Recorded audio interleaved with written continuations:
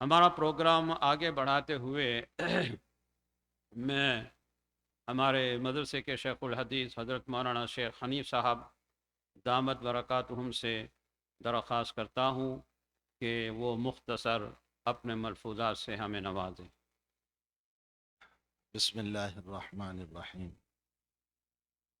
الحمد للہ رب العالمین والصلاة والسلام علی اشرف الانبیاء والمرسلین وعلی آلہ وصحبہ اجمعین اما بعد اعوذ باللہ من الشیطان الرجیم بسم اللہ الرحمن الرحیم قل هل يستوي الذین يعلمون والذین لا يعلمون صدق اللہ العظیم۔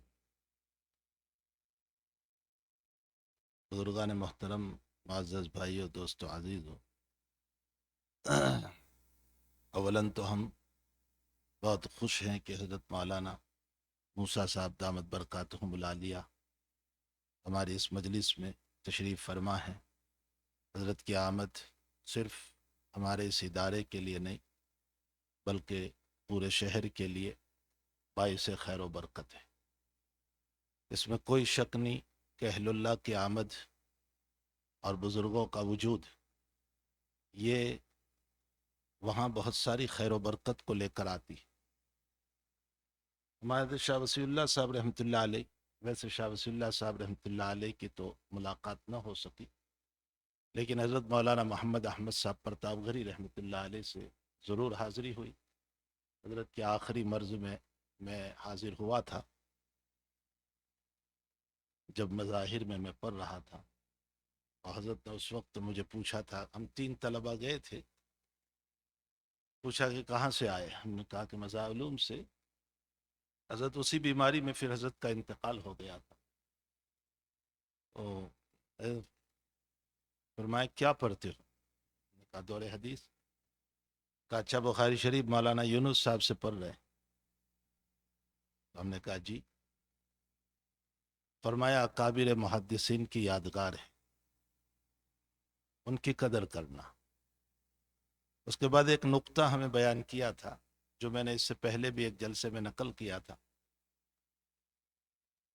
فرمایا کہ پہلی حدیث عمر بن الخطاب کی لائے جو امیر المؤمنین ہیں، لیکن سارے امیر المؤمنین نہیں بن سکتے، تو آخری حدیث ابو ہریرہ کی لائے جس پر طالب علمی کا، مسکینیت کا، مسکنت کا، عاجزی کا، اشاعت دین کا غلبہ تھا،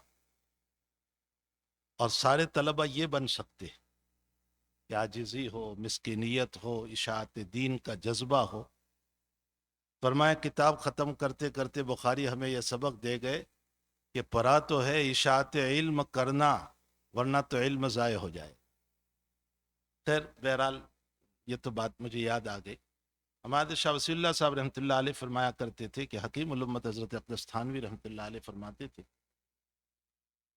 کہ اہل دنیا اور مالدار اور بادشاہوں کے گزرنے سے دنیا کے راستوں کی صفائی ہوتی ہے، اور بزرگوں کی آمد سے دلوں کی صفائی ہوتی۔ یقیناً اہل علم کی، بزرگوں کی ہمیں قدر کرنا چاہیے۔ یہ مجلس علمیہ ہے، مجلس حدیث ہے۔ اللہ تعالیٰ فرماتے ہیں کہ جاننے والے نہ جاننے والے برابر نہیں ہو سکتے۔ موٹی سی مثال ہے کہ مالدار اور غریب برابر نہیں ہو سکتے۔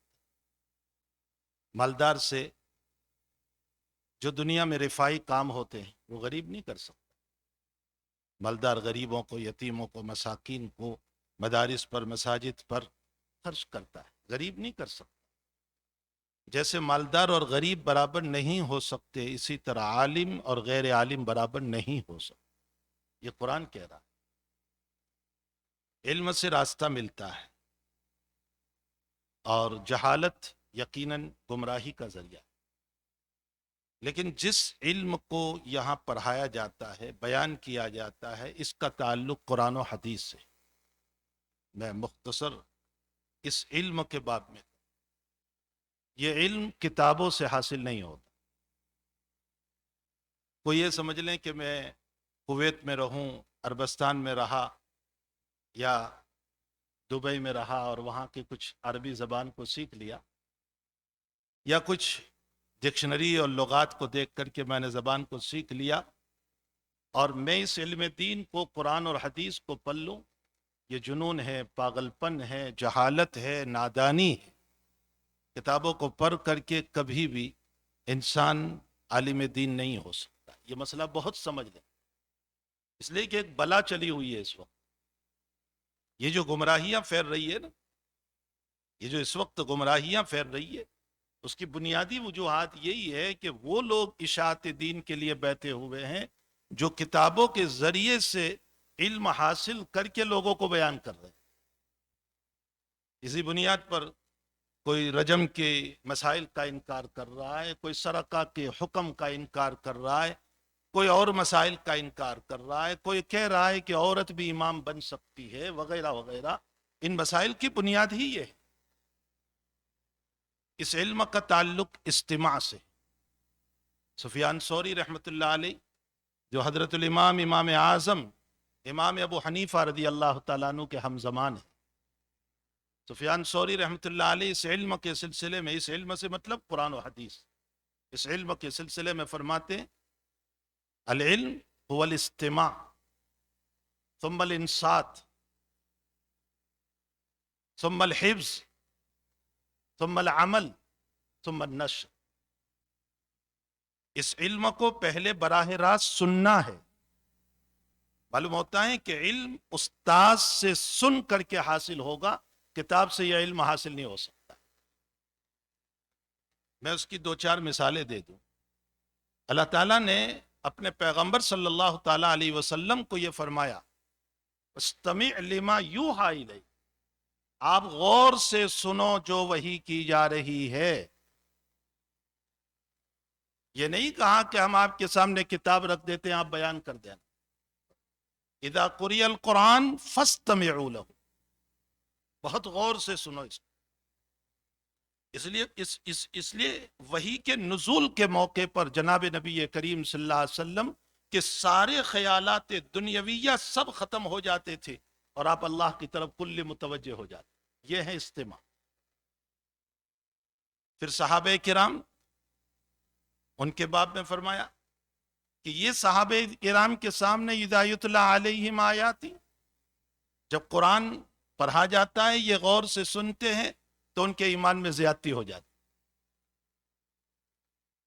پھر اس سے آگے چلیے، صحابہ کرام نے براہ راست نبی اکرم صلی اللہ علیہ وسلم سے علم سنا۔ اب ایک دو مثال لے لیں۔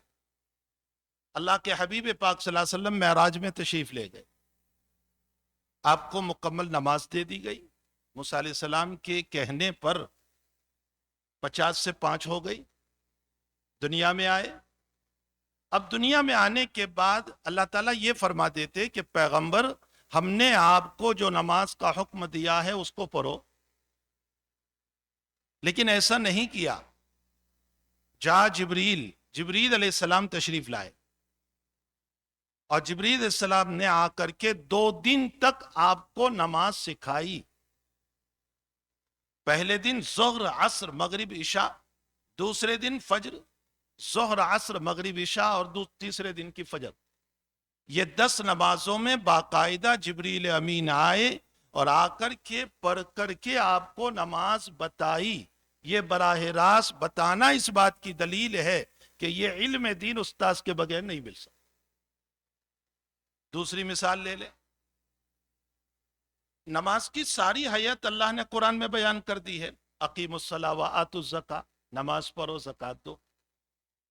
فولی وجہ کا شطر المسجد الحرام، قبلہ کی طرف منہ کرو۔ فاغسلوا وجوہکم وایدیکم الی المرافق، اپنے ہاتھ منہ کو وضو کرو۔ وارکعوا مع الراکعین، ارکعوا واسجدوا، رکوع کرو سجدہ کرو۔ فاقرؤوا ما تیسر من القرآن، قرآن میں سے جو آسان لگے پڑھو۔ وربک فکبر، تکبیر تحریم۔ ساری ہیئت اور کیفیت بیان کر دی تھی۔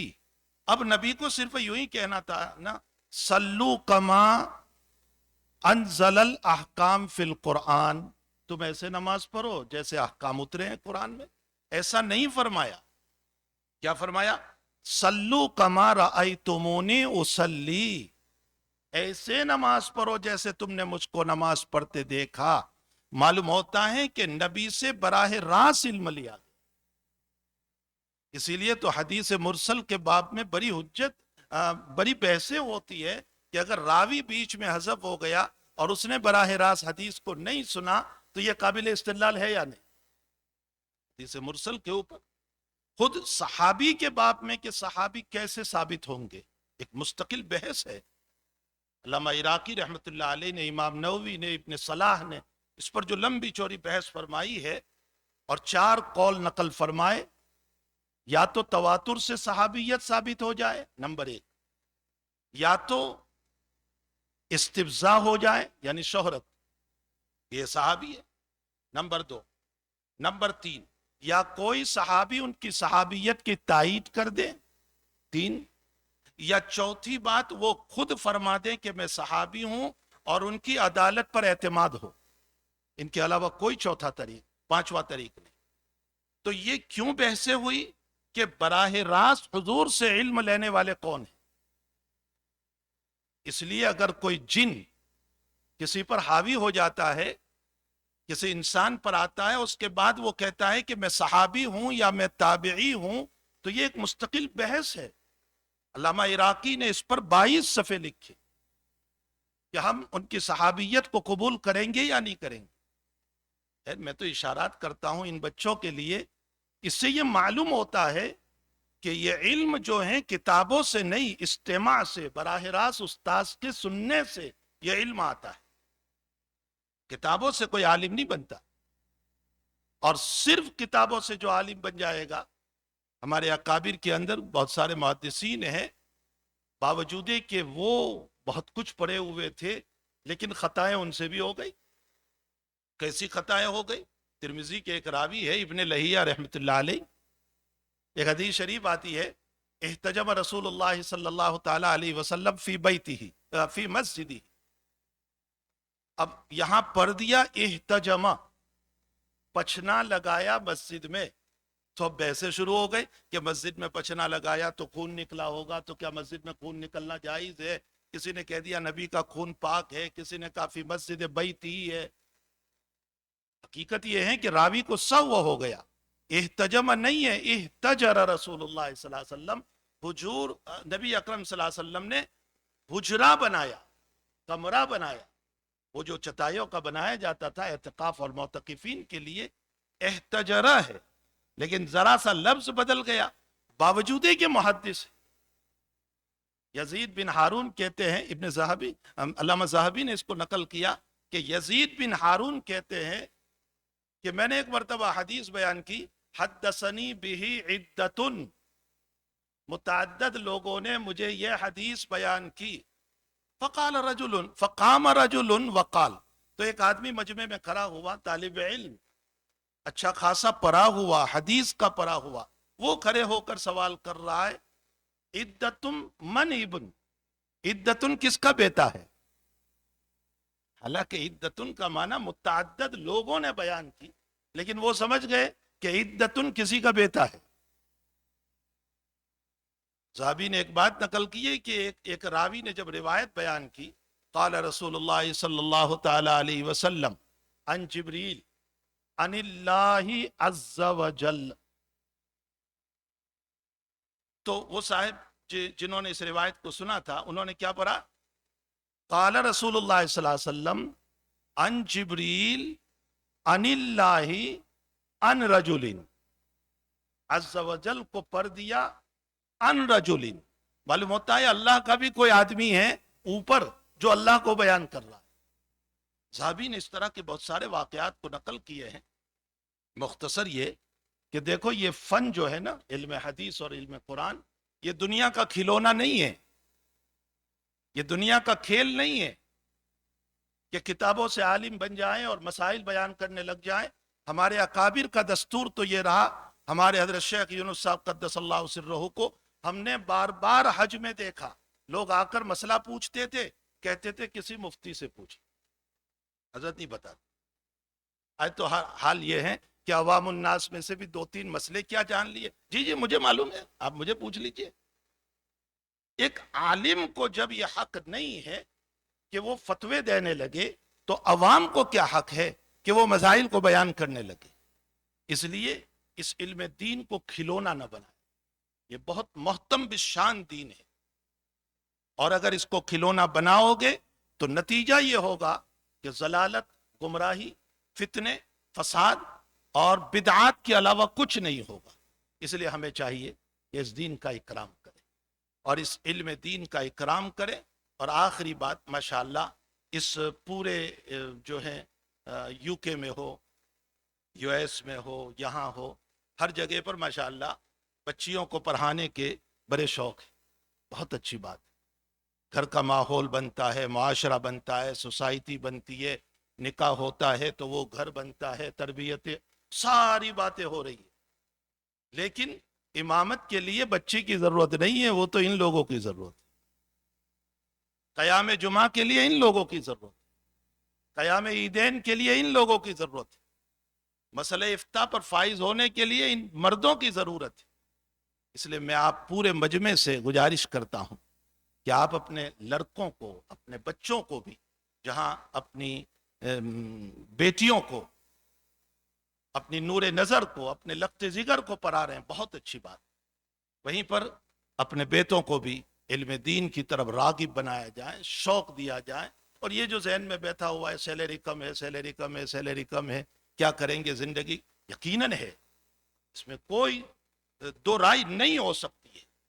اللہ تعالیٰ توفیق دے منتظمین کو، ہر جگہ کے منتظمین کو، کہ وہ علم کی قدر کر کے اہل علم کو خدمت کرے. ایک بڑا المیہ یہ بھی ہو چکا ہے کہ پوری دنیا کا یہ حال ہو چکا ہے، یہ تو ایمپلائی ہے. اللہ معاف فرمائے، ایمپلائی دین کا خادم نہیں ہو سکتا. ایمپلائی کا معنی ہوتا ہے میری دکان میں کام کرنے والا، ایمپلائی نہیں، یہ خادم ہے. اللہ تعالی ہمیں اہل علم، اہل دین اور دین کے خدام کی خدمت کی توفیق عطا فرمائے. لیکن ان بچوں سے میں کہوں گا کہ ذہن سے یہ نکال دیں کہ سیلری کا مسئلہ اللہ کی خدمت کے واسطے پڑھیں، تاکہ ہم دین کی خدمت کریں گے انشاءاللہ تعالی. اللہ کے دین کی خدمت کے نتیجے میں رب کریم ضرور ہمارا اکرام کرائے گا.